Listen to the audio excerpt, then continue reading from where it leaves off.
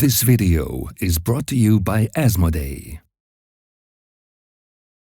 Welcome, Hits and Crits family, to this new video regarding the new Bolton skincare, together with Flixer from the Rotterdam WhiteScars.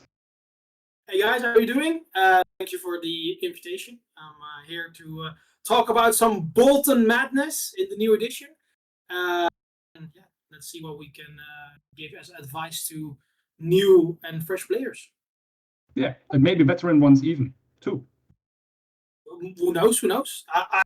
I think the last few tournaments I did quite well with them. So maybe I can give you guys some insight on how it goes. Yeah, we will see. So let's take a look at some of the new changes. Yes, absolutely.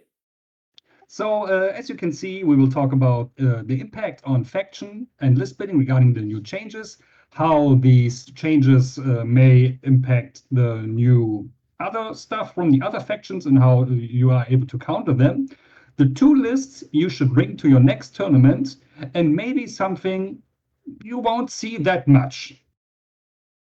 So without further, let's talk about these new changes for these two units. So, I mean, the general approach for season 7 for Boltons was just bug them a little bit, give them a little bit more routine in their playstyle, and maybe this is the place where they will finally stay at the top. But Flixie, what's your impression?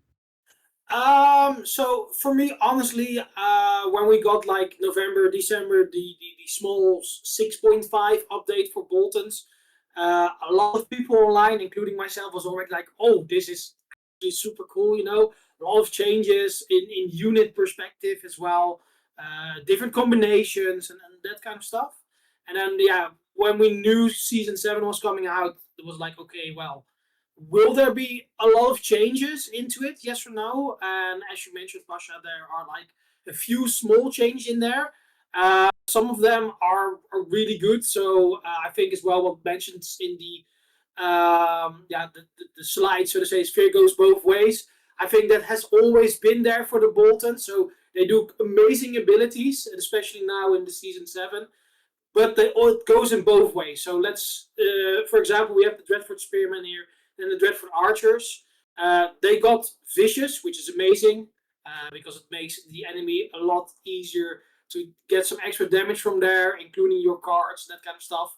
However, if you get hit by something else in return, you probably will lose some miniatures on that as well. You know, how much did it not happen if you're like, oh, I'm hitting with my Dreadfort Spearman in my set for charge, actually kill something. Oh, I'm fighting against, well, let's say Night's Watch, what happened in one of my last battle reports, and then get hit by Relentless as hard as possible, and like, cool, I did 3 damage to him, and he did like, I don't know, 7, 8 damage? What's going wrong here, you know? So I think that's a really nice aesthetic, you know, to the army. It really makes the faction, in my perspective, a bit unique. It does really cool animation or really cool mechanics, but it cuts towards both sides, you know, and that's, I think, always the cool part of them. And yeah, I mean, that's one of the biggest downsides right now for them, that they have mostly low morale on most of the units, which has certain impacts on list building at least. So yeah, but we will see for later. But there's still something from overseas we have to look out for, because prepare for trouble and make it double. But now from Essos.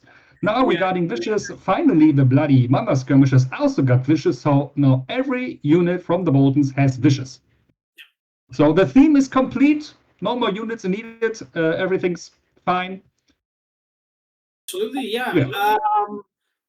What is your experience with them, Pasha? Because I have like a few lists, as I just mentioned, with 6.5. I play some Bloody Murmur Source Riders because I really love them in my Roose Bolton Commander list at that time because of their share of, they can dish out a lot of easy tokens, and with their tokens, of course, their Murmur's tools became really strong. And they were a lot cheaper than the Flateman option, of course. Yeah. But I would be interested in what do you think with them, because I think they have now, since they're here, they have got a place. As you mentioned, like it's also a bit different, than the regular range. So, what do you think? I think at least the Sorcerer Riders are really, really, really strong, especially for 6 points. I mean, I played them in season 6.5 already for some time, and if you position them right, they can deal a lot of damage with only 6 dice. But now with their improved attack profile from 7/6, and the additional rerolls, getting a double tap with them is really, really strong. If you can finish last first and go with the tempo turn, these guys are amazing. Critical Sundering for the first charge, and for the second one, either Sundering or Crit Blow with the rerolls. Bam, unit should be deleted.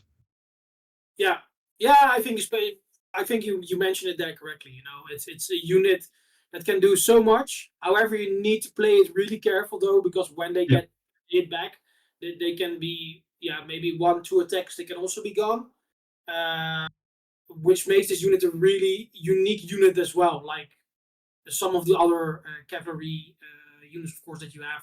Like if we watch Tully Cavaliers, for example, you can just always march them in or put them as a sort of block for your opponent, where your opponent could not go through them, but slowly got damaged by the Winterfell Guardian or anything else. But for these guys, it was always a bit of a trouble where to put them. And as you mentioned, like it was always then tricky of like, okay, if I'm not doing like the first damage and I don't kill my opponent, they are stuck, and there's actually a big chance that I'm losing them in the return hit or something. Yeah, you have to really be careful with them. And I mean, the slight buff to the skirmishers, at least, is to the retreat was always nice. But under certain conditions, if you couldn't get them far enough away, then they were probably also dead if they couldn't get enough damage in. So I mean, for them, it's just a small adjustment which fits the theme for them with the dishes. And since they are still very fragile, getting rerolls on the retreat is just nice, but they don't feel oppressive for a 6-point unit, at least if you compare them to other 6-point units. Which can now be seen as the kind of gold standard. They hit on 3+, and like the Halberdiers, who still have armor 3 and morale of 6. Then these guys still fall in line, but don't feel oppressive.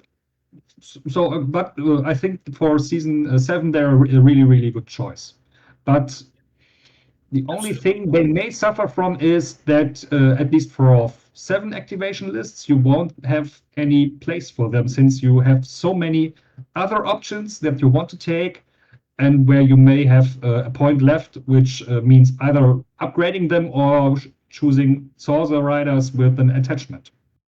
Yeah, it's indeed purely on the building of your list and your commander, of course. And I think overall you see them in a higher activation list than, as you mentioned, like a 7-1, because you still need your anvil and your hammer in that case. And they can do that, but not as good as you mentioned as other units. And especially with the roster that we have right now, having the 3 extra points in there as well because of the attachments. There are other options, of course, where you can choose for a different way. But let's go into that a little bit later when we're going to check to the list. I think we both can agree, like they both have now a place. I think as you mentioned, like the Zor's Riders, they do fantastic job. And I think especially if a player that understands the Bolton faction and the activation game in the form of tempo and on when to go or not to go, that makes it a really strong unit that you have in your collection. And with the skirmishers, as you mentioned, like I think in an 8 activation unit, it's a really good unit for in the side, attached with a Vargo or another very good attachment that maybe can help out your other units as well. Which when you're saying it, I would like to add that the skirmishers at least are a unit, from at least in my point of view, that kind of incomplete without an attachment. That's if I play skirmishers, I really want to have an attachment. naked, I don't know. They do not feel complete, as you would say. Yeah. I mean, for every other unit, I would say they're actually fine if they don't have an attachment, like the archers. The spearmen, maybe also a candidate where you would always want to put an attachment, but for the skirmishes, I can definitely say without an attachment, they don't feel complete. Are kind of lackluster, even if they're still strong for a 6-point unit. Yeah, and then it comes again down to what's the role of them, of course. So, and you have different 6-point units.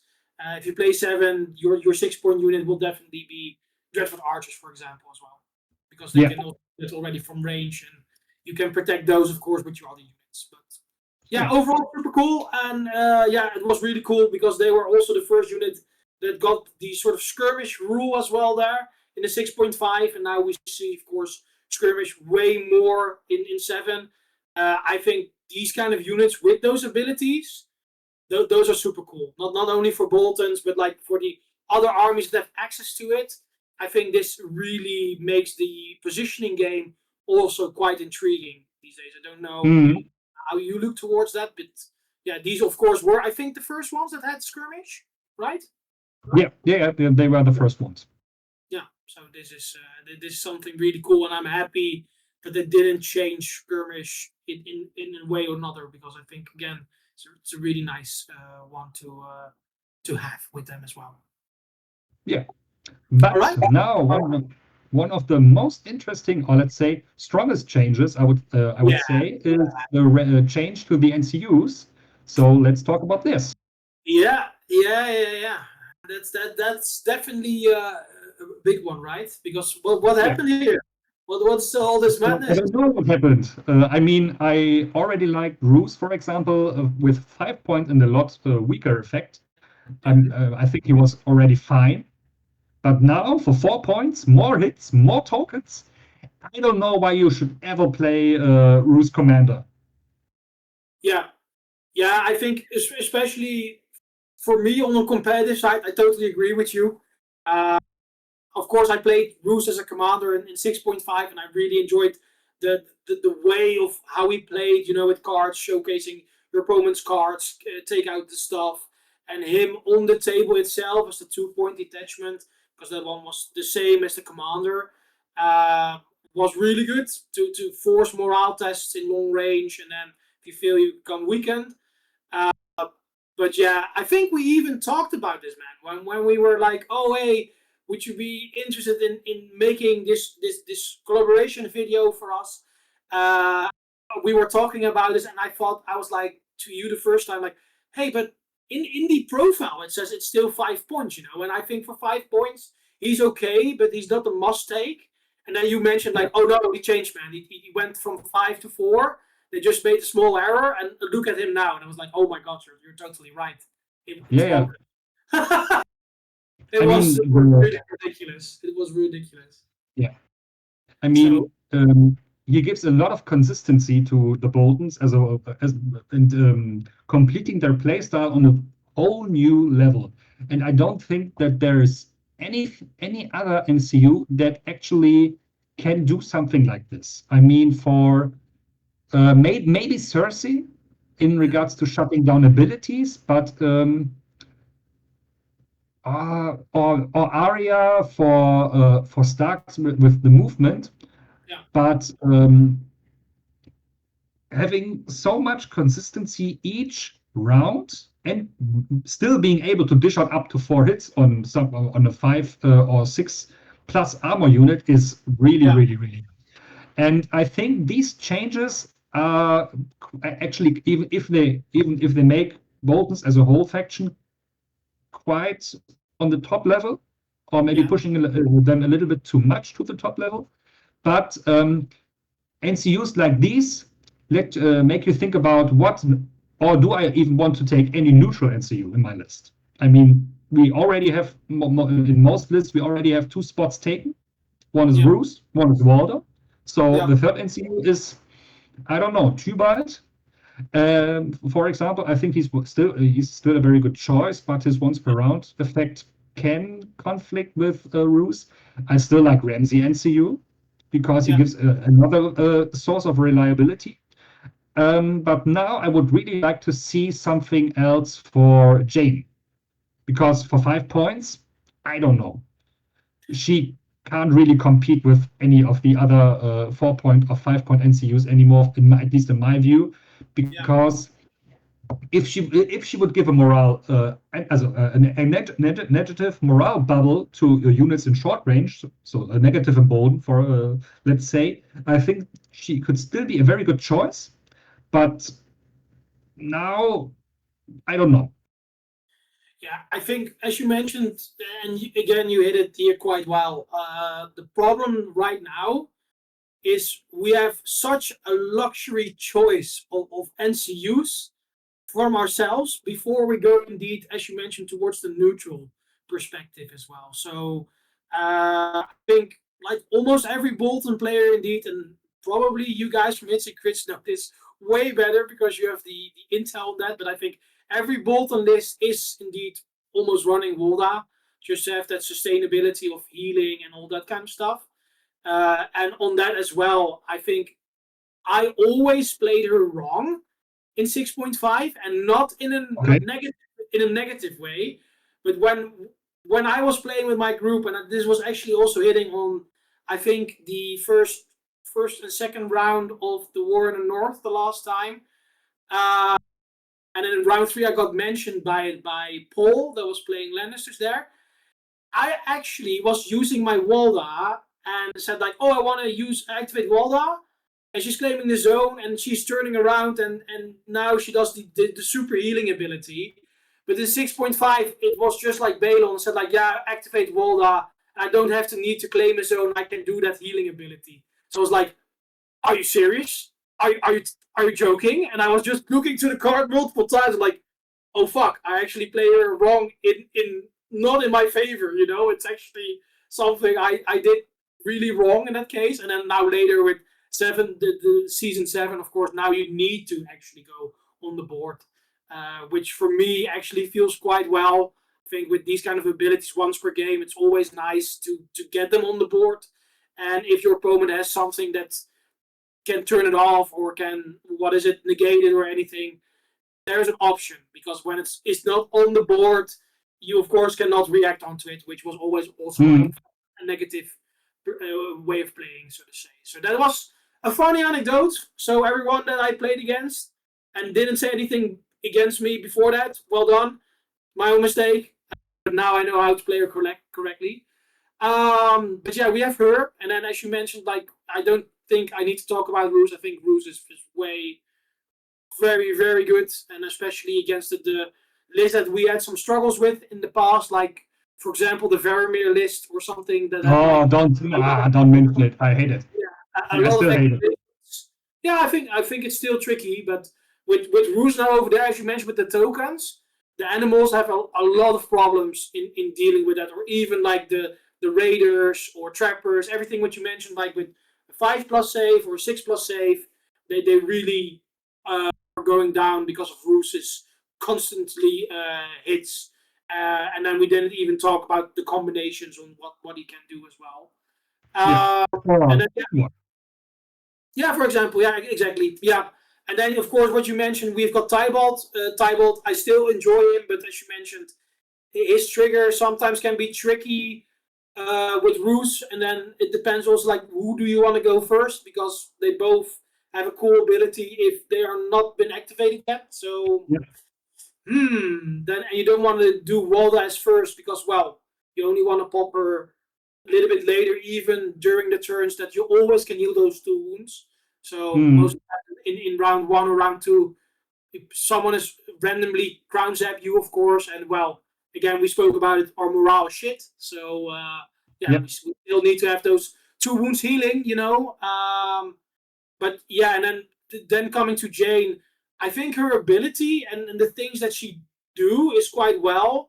But because we've got these 3 NCUs right now, and then of course the problem that has been mentioned, I think in a few other videos as well, but some of the neutral ones right now, is you can make such great combinations that she will not see your NCU lineup unless you're playing a narrative game or a casual game of like, hey, we're gonna play what is it, the Battle of the Bastards, for example, and of course she was in some capacity there to do something or anything like that, then she would be there. But otherwise, I don't think indeed on a level of like competitive play, she will not see the table right now in the way how she is.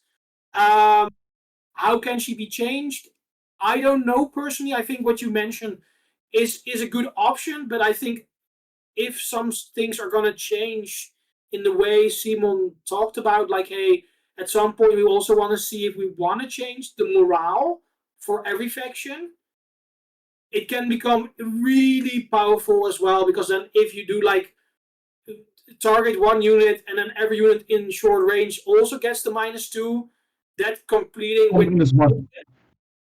Yeah, or +1. I think +1 would be better than, but that you can have like a sustainable power that always gives out -3 in a bubble can be really strong, especially with our cards as well. If we get the tokens on there, which we just mentioned, like it's quite simple, that you can do like 5 or 6 damage in one go with your tactics cards as well.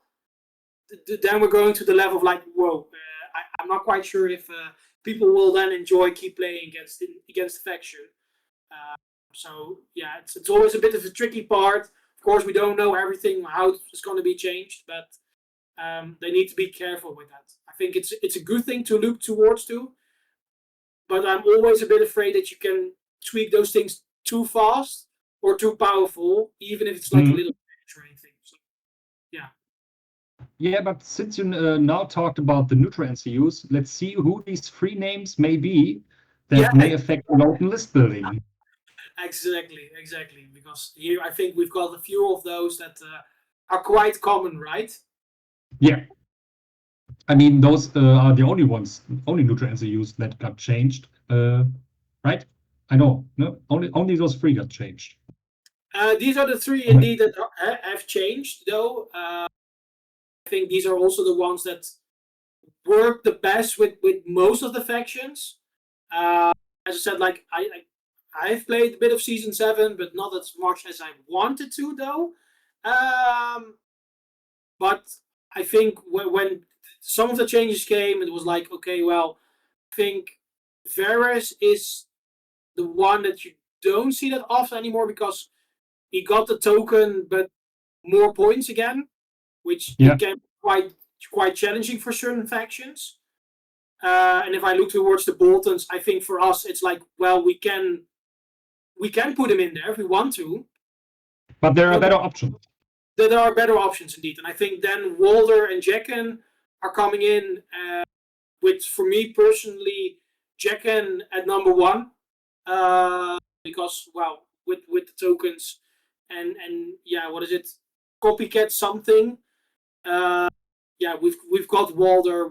We have we have Walda. We have Roose or Ramsey. If you play Ramsey above Roose, for example, there can be quite some abilities, and this is something I played in my 6.5 lists as well, in one of them.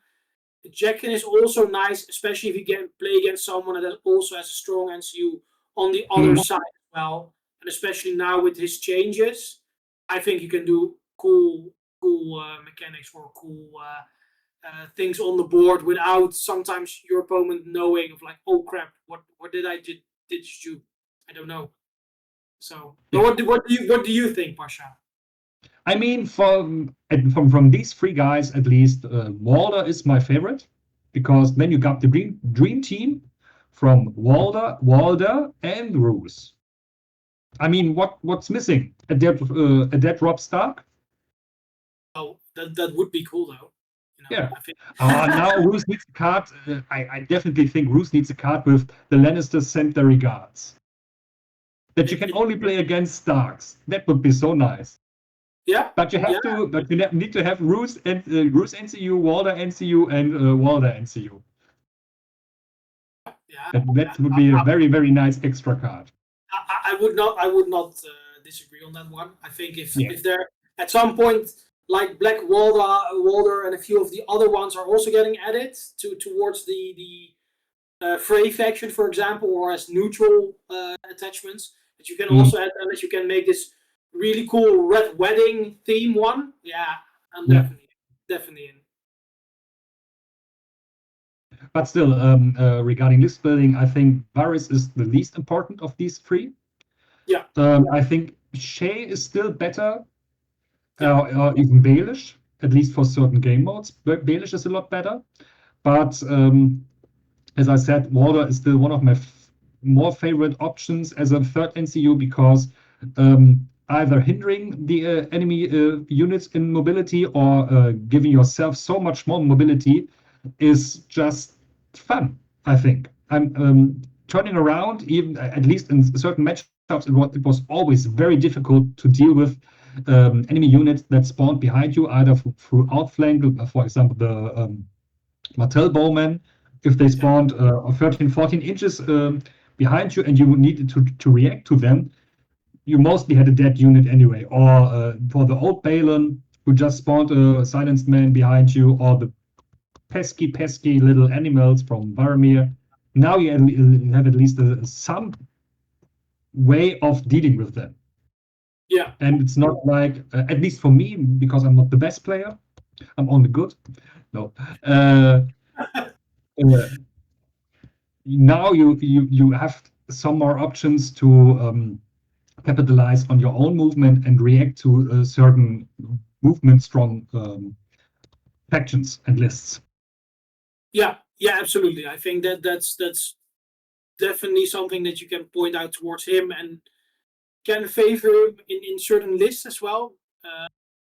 Because indeed, like the movement game, especially if you're playing a bit more on the high competitive side or against those armies that you just mentioned, that were always like, okay, I kill them. Oh, there they are. Of course they are there.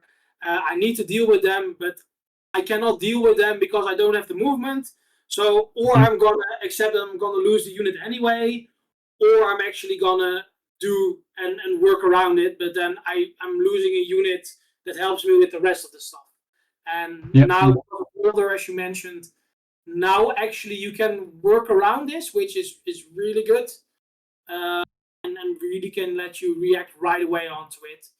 And also, if you're a player that enjoys manipulating those movements or their activations in, I'm gonna set up some cool traps and everything, but I need this movement to get over there. Walder is also helping quite, which is I definitely saw it with way better players than myself. It is something definitely I want to look into as well, but I think just honestly, it's not my play style. I am way more on the control side, but that's, I think, as well of my roots towards Baratheon. That has always been the sustain game and get into it and then react on those matches. And I think if you're a bit aware of like how, for example, Targaryen played, or I would say Free Folk, for example, where positioning was really key to get your enemy into areas where they had to make mistakes to get out of there. Walder helps now in that playstyle as well, which I, as I said, like I really enjoy. But you need to be on that level of understanding, I think, to actually play him correctly. Yeah, I agree. So, but that's pure me. As I said, like yourself, I'm not the best player. I'm just here to give my honest opinion about it. And I did quite well with them in some smaller tournaments and some bigger tournaments. And I'm quite happy that I got asked to help with this. But there are many people outside this conversation that knows it way better than you and me, probably. We have enough of the Bolton family that plays with them since day one and enjoy playing their opponents in any way. Yeah. Right. So, but we still have some more topics to deal with. Absolutely, yeah. So we now can let's say talk about all these new changes and how they affect the list building. I mean, as we already said, the dependency on your on tokens is still very much there, and with the new Roose, you already have great tools to make sure you have all the tokens everywhere, every time you need them. And the I think biggest issue for Boltons are still the 8 activation lists, because in most cases you will have a very, very low morale. And we already know that there will be certain matchups against Baratheon where this will not really work, because otherwise your army will just explode all over the table. And as I already said, the new Sorcerer Riders are really, really, really strong. At least on the paper, they outperform the Flayed Men by quite a lot, actually. The new sources have quite some potential to one-shot a unit or bring it down to such a low level that it can't retaliate at any point in the game anymore. And yeah, the new NCUs kind of complete our list building choices. And I think because of the new meta, that even underused attachments like Skinner can now be useful. I mean, did you use Skinner in any list?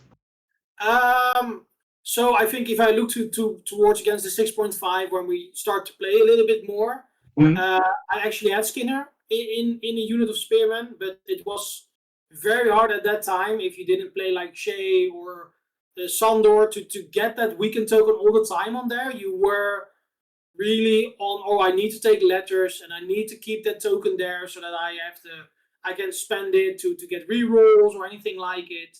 The precision was nice there, but again, it's nice to have precision, but we all know it's still a dice game. You know, it's a nice of course.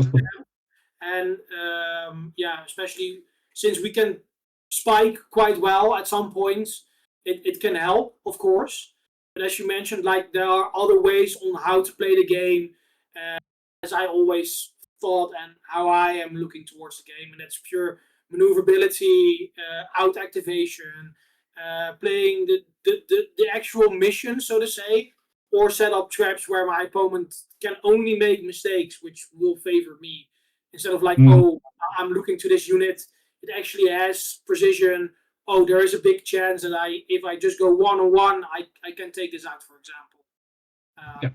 So, but again, this is pure all the different ones. But yeah, of course, yeah, Skinner's now, because there is so much token out there and his ability as well. Now it's okay, you know. There are like a lot of the attachments like Skinner. I think the Dreadfort Captain or Bolton Flayer, if you can somehow cook up a nice panic list or anything, they have places now, of course. Yeah, of course.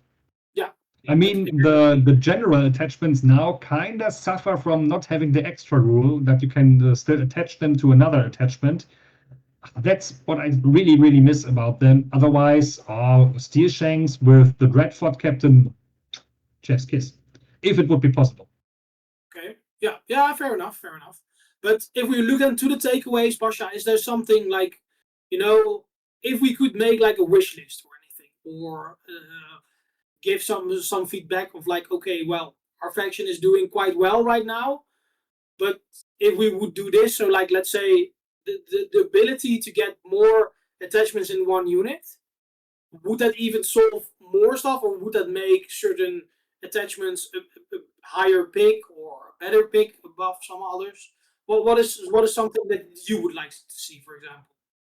I mean, we can still see one of the main weaknesses on the board or video, that moral is still a very, very strong weakness, and kinda makes 8 activation lists very, very difficult to build. Maybe this is also a possible solution to the Jane 5-point dilemma, just giving her the old effect back that she gives a morale, instead of making enemy morale worse. And otherwise, I think bolts overall may need one more elite melee infantry unit, for example, or more attachments, at least for cavalry, which would really be nice. I mean, there's still so many characters that you could potentially add, that the Bolton's Heroes 2 or Bolton's Heroes 3 at least still feel like very, very doable. Oh yeah, absolutely. I think especially if you're a huge fan of the books and everything, there are so much Yeah. characters that you can still add to the faction as well, and we also have like a lot of attachments or characters in the books, but also in the series that you can maybe put in the neutral faction or Mhm. do them in neutral and also in the Bolton, like what they did now with Roche, for example, as well. There are quite a few of those out there, which would be very cool as well to be added towards the faction. Um, the other counterpoint for me though with that is like when we got the introductions for the Boltons, they were like this sort of side faction, and they were Mhm. always the idea of like, okay, well, yes, they're one of the bigger houses, but they're not one of the main houses. We don't want to give them that main house vibe in the Yeah. game, but we want to give them a bit more than, for example, that neutral has as a faction.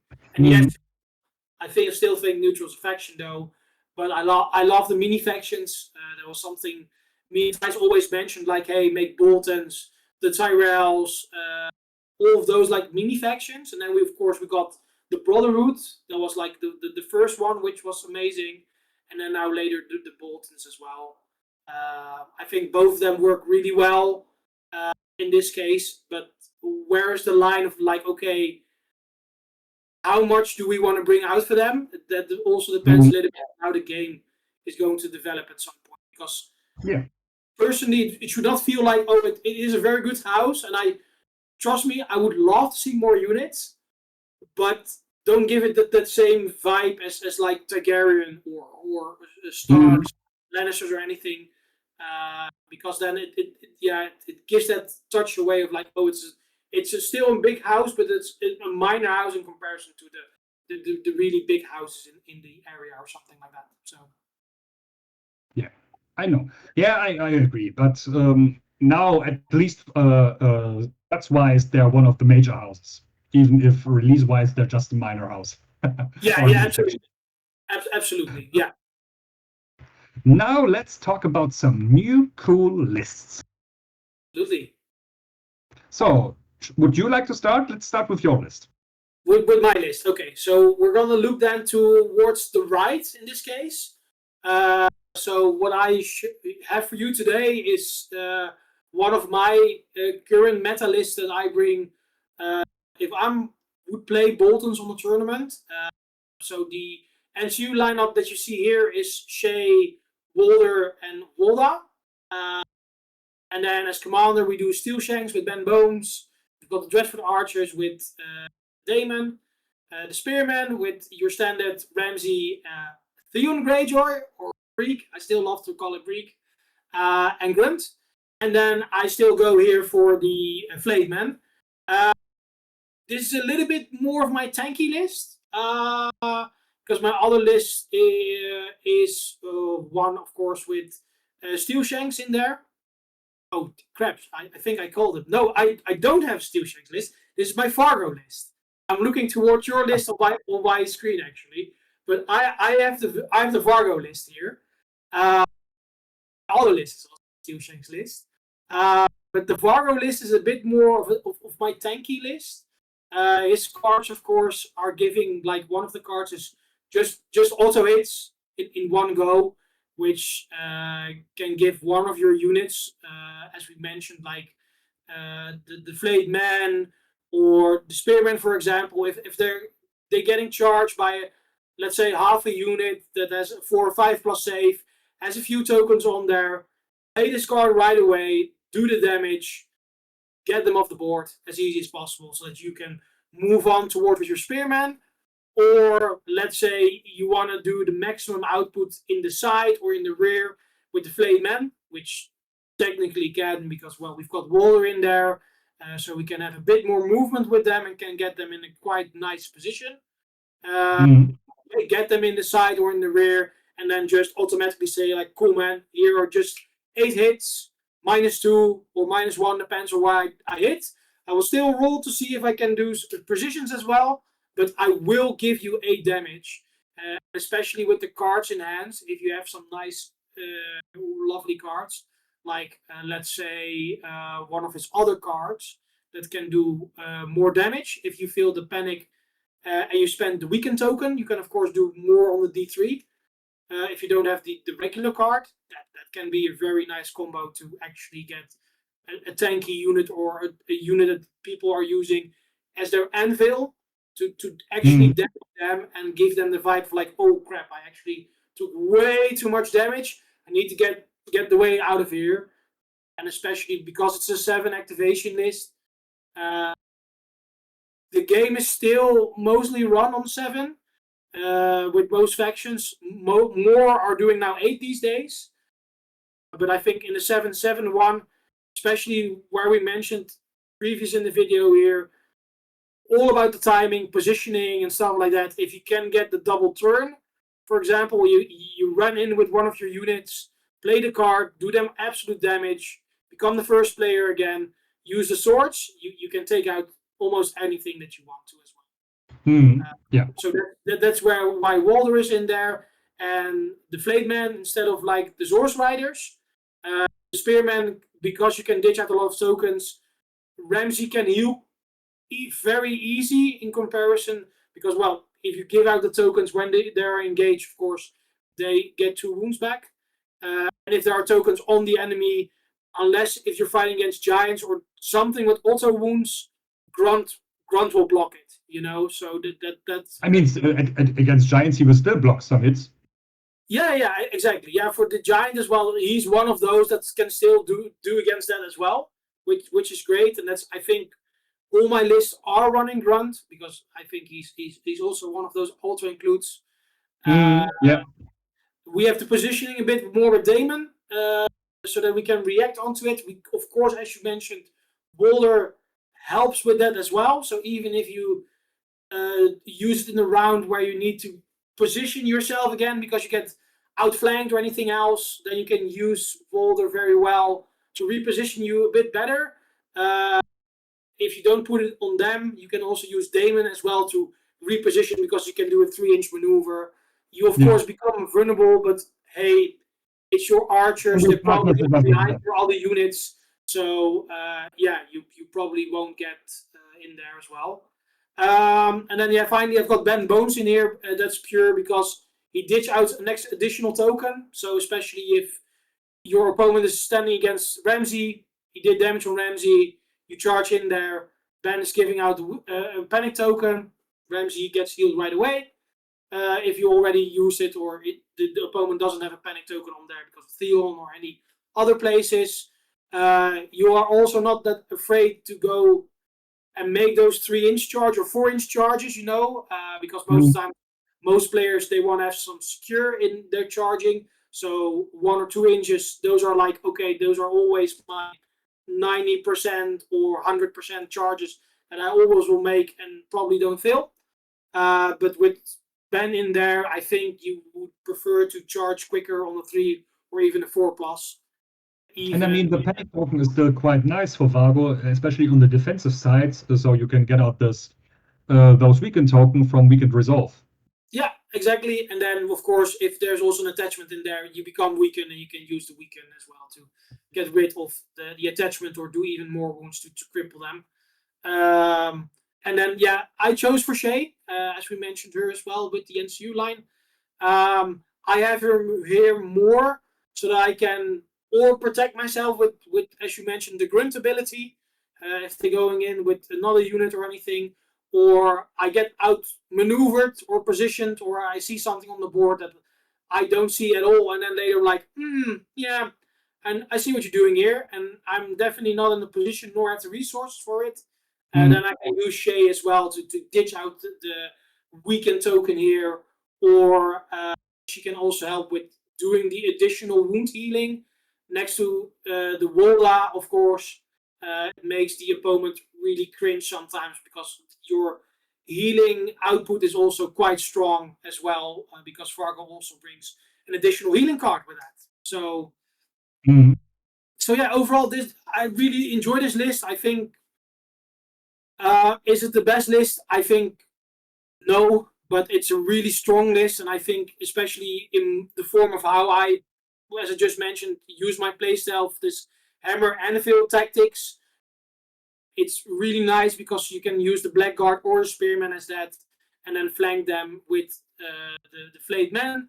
Or because you have Walder in here, you can also use one of the other units. So even like the Blackguard, since we're moving 5, we can move towards 6. And then again with the positioning and everything, we can position in such a way that in the next turns or rounds, we can set ourselves up perfectly for a nice hit in the side or anything like it. So that's a little bit of my process. Let's go to your list, Marsha, because I talked already way too much again. Yeah. So my approach to my list was actually to have only anvils and one hammer. The one hammer being either the archers or whatever unit you want to attack, because as you can see, I've put a lot of attachments into this list. Every every infantry, melee infantry unit has an additional attachment.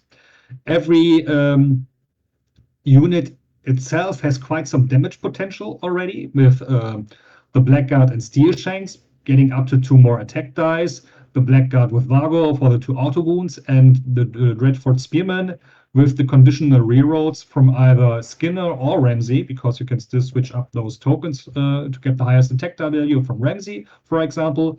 And every unit has a way to greatly outgrind the enemy unit, because either rerolls on the defense dice if he doesn't control the crown, straight up blocking the hits, because I added it to Vargo because in my view he has the least defensive potential alone, and Spearman with Ramsey can heal around 4 wounds each activation by just attacking, which is still very, very strong. And then you can still mark target, and in combination with Roose, spread the tokens everywhere to get more conditional healing out of Ramsey. And with Walder and Jacken, you still can heal up to 4 wounds each round if you want to spend the Jacken tokens on him. And I think, at least in my point of view, the Steel Shanks cards are the most flexible, because they have, I mean, everyone has something offensive, but Crit Blow and Sundering offer great value on every one of these units, except the archers, because nobody has inbuilt Sundering or Crit Blow. Then we have the Morale reroll, which is unique for Steel Shanks, because no other commander has a morale buff. And especially against in the giant setup, you really want to save those morale saves. And lastly, the 2-inch shift plus the maneuver plus a potential card draw is really, really, really strong. Yeah. So I think this would also be my go-to list into the Freefort matchup. If he picks a giant list, I know I have to play a lot more dicey, but I have the potential to defeat a giant in a one-on-one and still out-heal him quite a lot. And I should have weakened on every giant during every step of the game. And if he doesn't take the giants, I still have Roose to deal with any kind of animal that might want to run around the battlefield, just auto-snipe them. And against any other faction and matchup except double Lightbringers, I think this list should be able to compete. And maybe Targaryen with a lot of cavalry. But as soon as they are engaged, they still have to deal quite some wounds to get through the healing and the potential rerolls and defense stacks that you can achieve with this list. Yeah. I think as you mentioned, like your sustainability is way too strong of actually getting that push through with the cavalry these days. Because when, as you said, like when they're stuck, they can only get out there with certain cards or abilities or actually destroying their opponents. And since your healing is so strong and the cards with Steel Shanks, of course, support with the morale rerolls and that kind of stuff, that there's a very low chance that they can 1 or 2 shot your units before you actually react on that. And I think that's really strong. So yeah, I would, as I said, like I didn't play that much online yet, so I have seen quite a few of competitive games, so to say. But from my own experience right now in season 7 and watching videos from other content creators and from you guys with the other infection depth videos, I definitely agree that this list can actually deal with quite a lot as well, with the exception of like maybe the double light bringers, because again, they can do so much damage if you feel the panic and the healing and everything there. Then it really becomes the dice game, so to say. But I think the other ones, what you said, like, or you outgrind it, or you can just make it so negative for them in the form of tokens and your abilities, that it's going to be quite a tough challenge to eat through and then slowly digest them or play the mission or anything. Yeah. So, and now since we covered the topic of competitive lists, let's now look at quite, I think at least, quite some funny list. Yeah, exactly. One that can probably deal with the Lightbringers ones, right? So hopefully.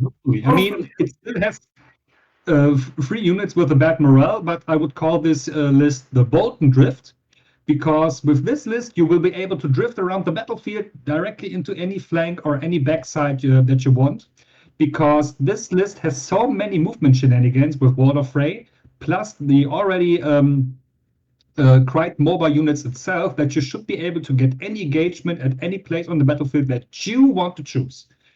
So let's take a look. Dreadfort Spearman with Ramsey, Theon, and Grunt for the centerpiece objective to tank quite some damage. And for every flank, you should already have something with the Bastard Girls and Steel Shanks and Ben Bones for those pesky heavy charges into the flank with up to 12 dice. Oh wait, yeah, 12 dice. Yeah. Then the Sources, who can easily double tap any unit.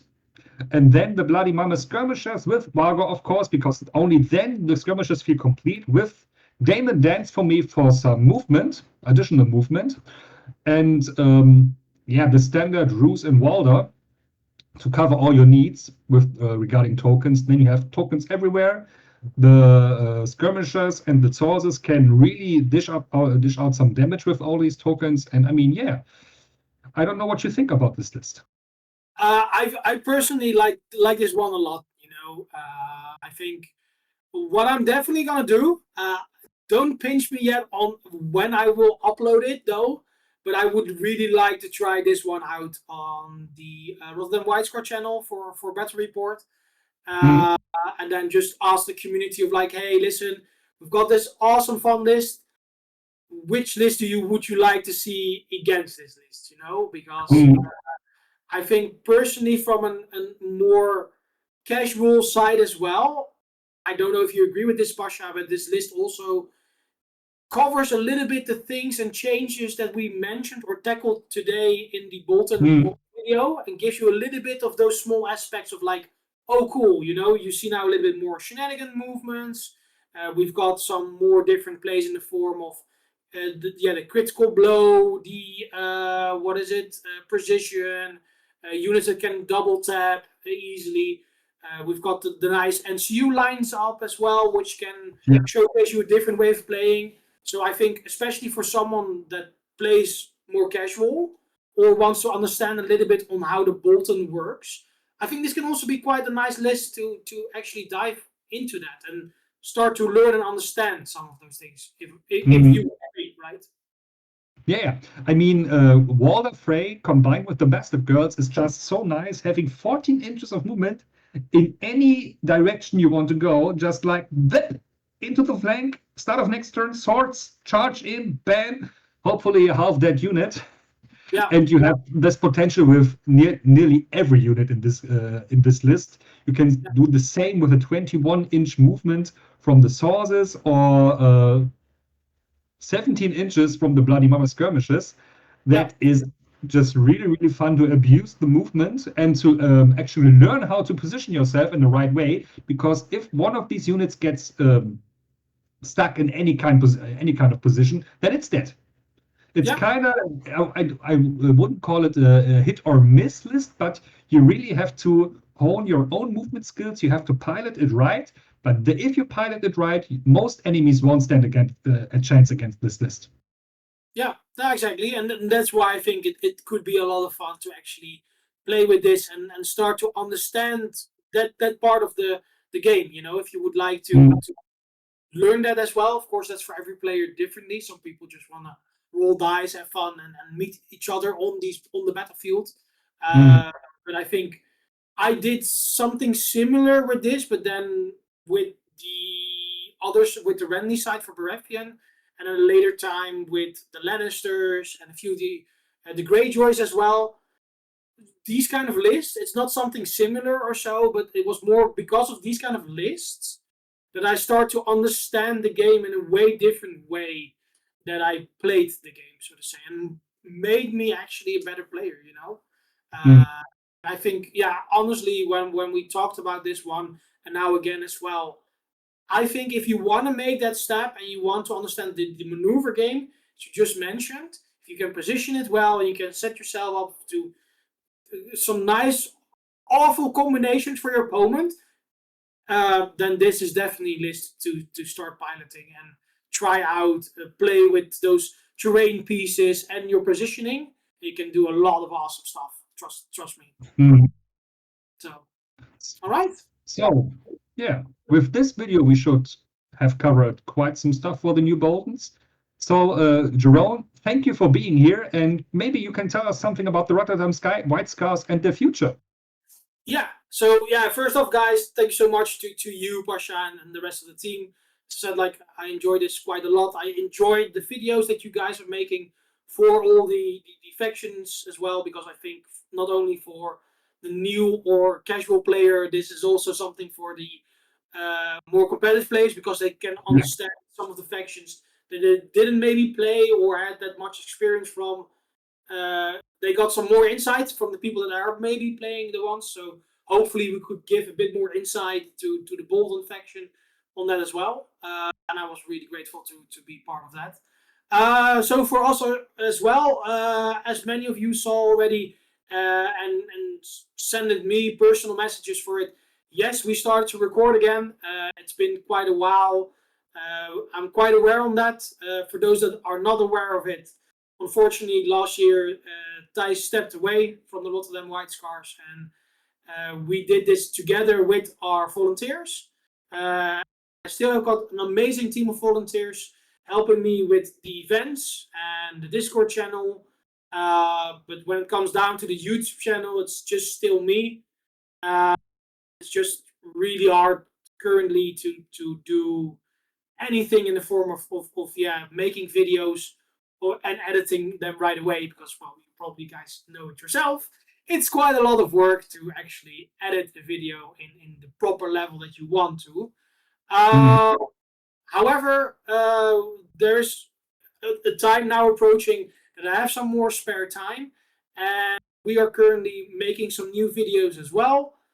We're also trying to get in contact with the community through our own channels, and sometimes when we're allowed to pitch somewhere else, we're going to ask the community of like, hey, what would you like to see? Would you like to see a bit more casual games? Would you like to see more competitive games, or certain lists that people talked about, or that you maybe see on the Song of Ice and Fire stats website that is dominating in multiple tournaments?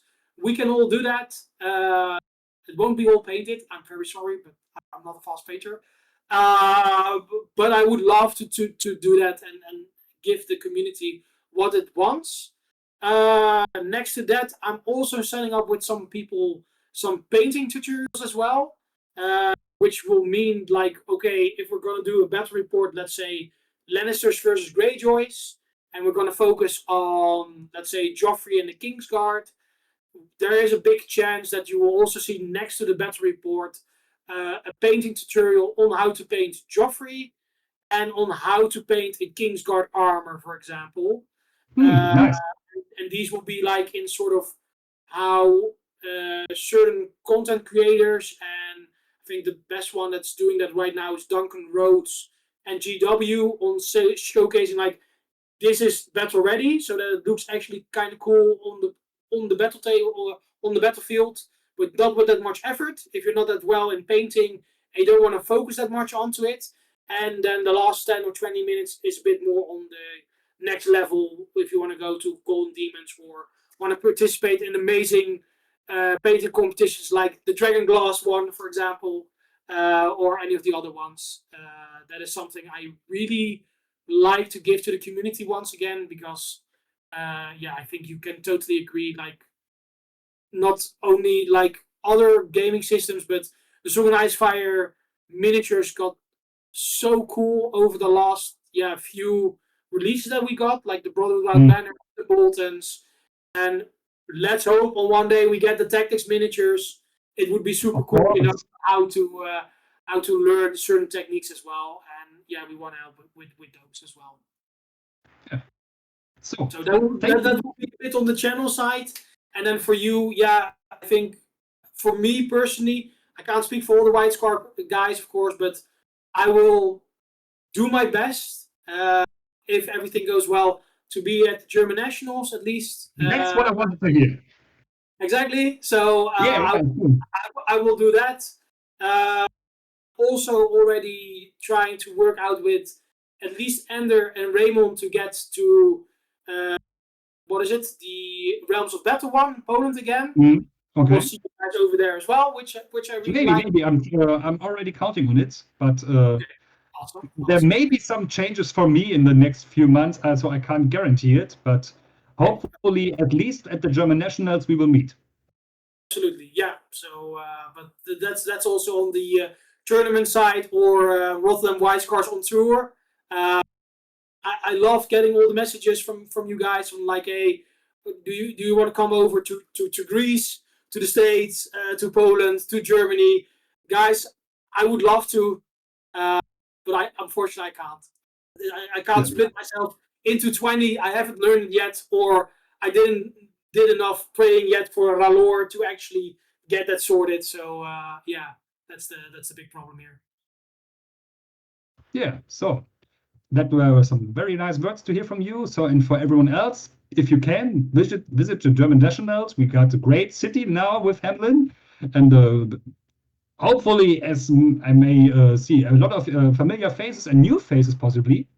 And for everyone else, let me restart it. And for everyone else, put out those condition tokens. Very good.